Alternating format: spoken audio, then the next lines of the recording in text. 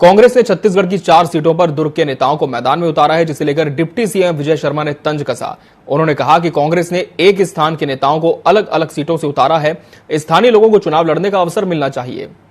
कोई व्यक्ति ये न सोचे अपने लोगों को लड़ाकर सबको साध लेंगे। डिप्टी सीएम के बयान पर पूर्व मंत्री शिव डहरिया ने पलटवार किया। कहा कि बीजेपी दुर्ग की सरोज पांडे को कोरबा से चुनाव लड़ा रही है। नरेंद्र मोदी गुजरात के हैं और यूपी से चुनाव लड़ते हैं। हमारे सभी प्रत्याशी मजबूत हैं, इसलिए बीजेपी को परेशानी है।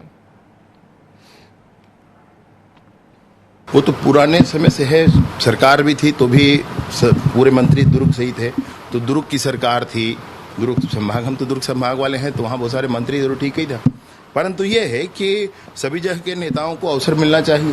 जैसे कांग्रेस की परंपरा के आधार पर सिर्फ गांधी परिवार ही मुखिया हो सकता है, वैसे ही यहाँ भी परिपाटी शुरू हो गई। मुझे तो ऐसा लगता है राजनीतिक पार्टियां बड़ी होती हैं। कोई भी व्यक्ति अगर ये सोचेगा कि मैं इतने सारे लोगों को साध कर चलूंगा और अपना बना लूंगा, अपना समर्थक बना लूंगा, तो ये मैं सोचता हूं कि ये निराधार सोच है। ऐसा नहीं होना चाहिए, क्योंकि ये राजनीतिक पार्टियां ये बहुत बड़ी बात होती है भाई।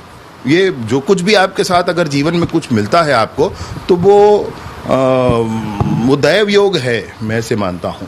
देखिए, लोकसभा क्षेत्र में आप स्थानीय की जैसे बात हो रही है, तो भारतीय जनता पार्टी ने आदरणीय सरोज पांडे जी को दिया है। कहाँ से हैं? कोरबा में लड़ रहे हैं, दुर्ग से जाके।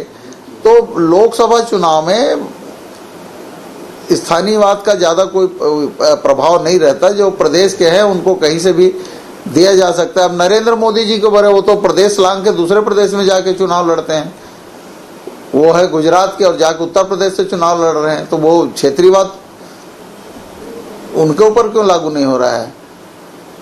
वो भी स्थानीयवाद नहीं है, तो मोदी जी को नहीं आना चाहिए वहां।